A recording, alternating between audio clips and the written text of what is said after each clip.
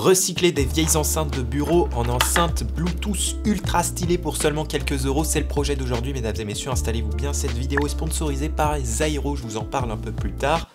Allez, on démarre. Une enceinte, c'est composé souvent de plusieurs haut-parleurs avec un amplificateur qui amplifie et traite le signal d'entrée qu'on lui injecte, entre autres de la musique. Je ne suis pas un grand connaisseur, donc on va partir de cette information. Ça par contre, non merci. Donc on va partir de cette information très simple pour recycler ces vieux trucs et en fonction de ce qu'on va trouver à l'intérieur, on va s'adapter, on va apprendre. Allez, on commence par faire un constat du matériel. Donc c'est des enceintes de bureau stéréo en deux parties qui fonctionnent toujours. J'ai retrouvé la facture, j'avais acheté ça sur matériel.net en 2015 pour 25,90 € et aujourd'hui à ma grande surprise elles sont toujours d'actualité, on les retrouve sur quelques boutiques un peu plus chères qu'il y a 7 ans. Ça commence à faire vieux tout ça. Sur une des deux on retrouve le port alimentation en 5 volts, ça c'est une très bonne nouvelle, vous allez comprendre pourquoi. Il y a aussi deux câbles qui sortent, l'un qui va à l'autre enceinte et l'autre c'est une entrée qu'on branche au PC. À l'avant on a le volume, une entrée casque et une entrée musique qui est certainement la même que l'entrée PC. Allez on ouvre ça.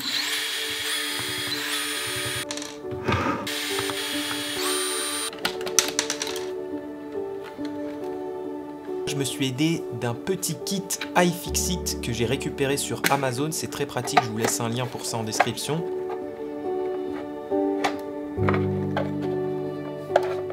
J'ai un peu bidouillé, ça voulait pas complètement s'ouvrir et en fait il faut penser à retirer le bouton volume et desserrer le potentiomètre. Les petits coquins! Alors voilà ce que ça donne à l'intérieur. Déjà c'est une bonne nouvelle, il n'y a pas beaucoup d'électronique. Je commence par retirer les haut-parleurs. Si on remarque bien, celui du dessus est relié électriquement, mais pas celui du dessous. On s'est fait arnaquer en fait. En vrai, je suis pas sûr, je pense que c'est pour donner un peu plus de patate aux basses fréquences. Il y a certainement une utilité, c'est pas que pour faire joli, du moins je l'espère. Ensuite, on peut démonter la carte électronique.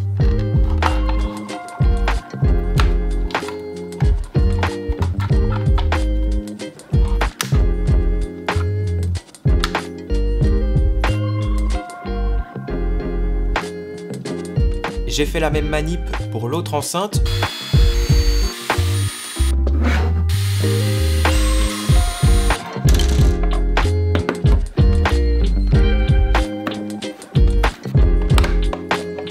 On retrouve la même chose sans la carte électronique.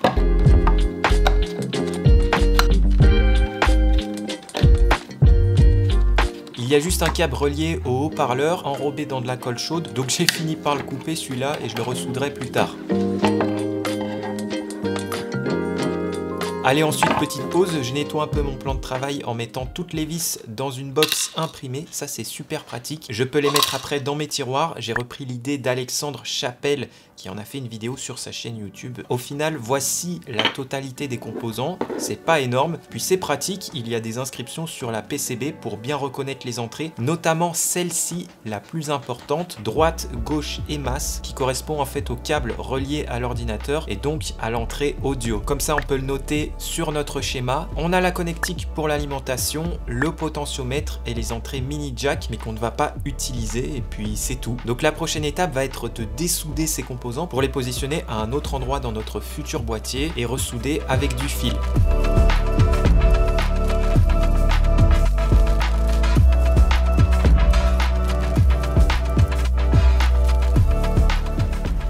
Si vous avez besoin d'en savoir plus sur le projet du jour, je vous redirige vers mon blog exemple que j'ai réalisé avec l'éditeur Zyro, notre partenaire pour cette vidéo. Donc c'est un créateur de site que je trouve super bien fait et surtout vraiment pas cher. J'étais content quand ils m'ont contacté. On peut créer très facilement un blog, un site perso ou une boutique avec un look professionnel et personnalisable sans rien coder. On fait glisser des éléments sur la page, voilà, c'est très intuitif, mais surtout on peut partir d'une page blanche. Moi c'est ce que je préfère. Sinon il y a beaucoup de templates dispo. Ici j'en ai utilisé un assez clean qu'on peut modifier par la suite. J'ai bien kiffé l'éditeur de logo par une IA si on veut pas s'embêter ou qu'on manque d'inspiration, c'est pas mal. Et puis en parlant d'intelligence artificielle, on peut aussi créer le site complet à partir d'un formulaire.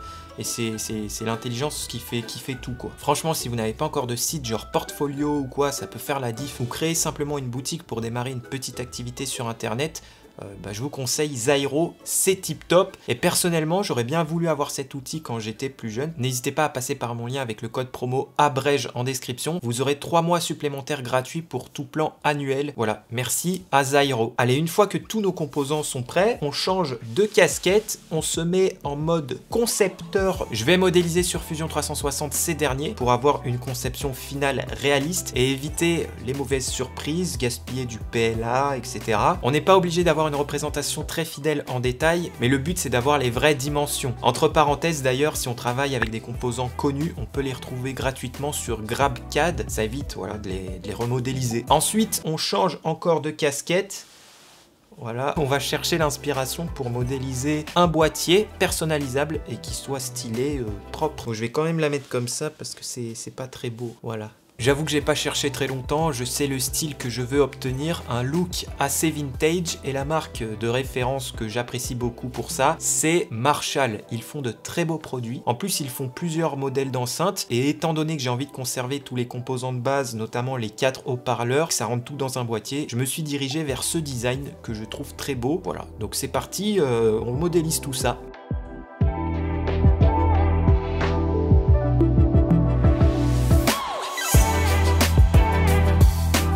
Voici mon modèle 3D final que j'obtiens. Tout est imprimable en 3D, ça passera sur la plupart des plateaux. C'est en plusieurs parties qu'on va joindre avec des aimants. On peut personnaliser avec son prénom à l'avant. La typo que j'ai utilisée, c'est exactement la même que Marshall. Elle s'appelle Amplify. Et puis j'avais quand même envie d'avoir une version premium de l'enceinte. Je vais remplacer toutes les parties dorées par du laiton. Voilà un matériau que j'ai encore jamais utilisé. Allez, direction les machines et on fabrique tout ça.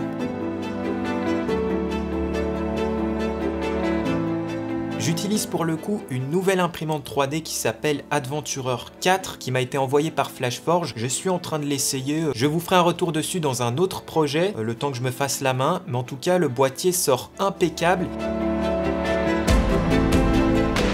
C'est parti pour la découpe du laiton. Donc je me suis commandé une petite plaque qui m'a quand même coûté 40 €, c'est pas donné. Je suis parti avec un peu d'appréhension parce que la Snapmaker n'est pas faite vraiment pour usiner du métal. En usinant par fine couche de 0,1 mm, ça devrait le faire.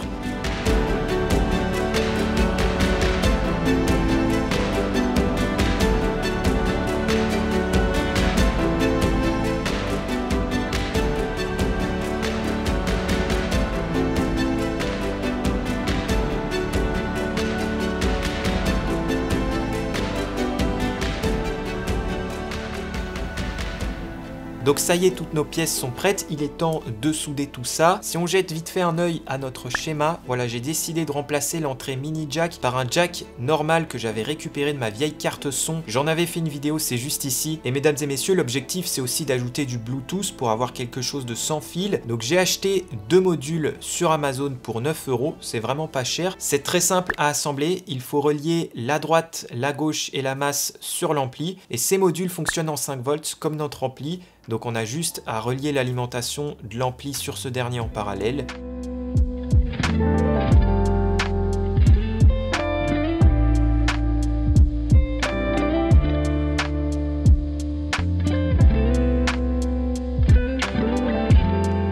Je me suis imprimé des petits pieds noirs que je fixe avec de la colle chaude.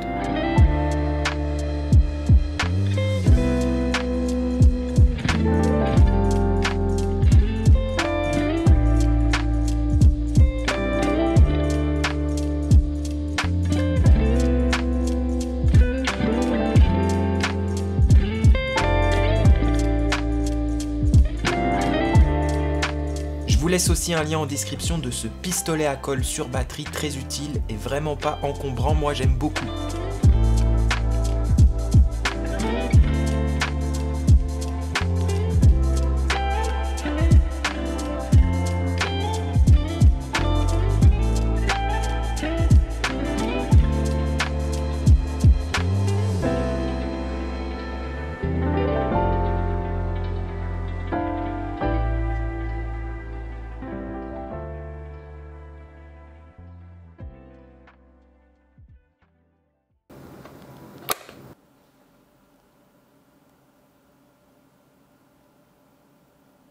Bluetooth connected.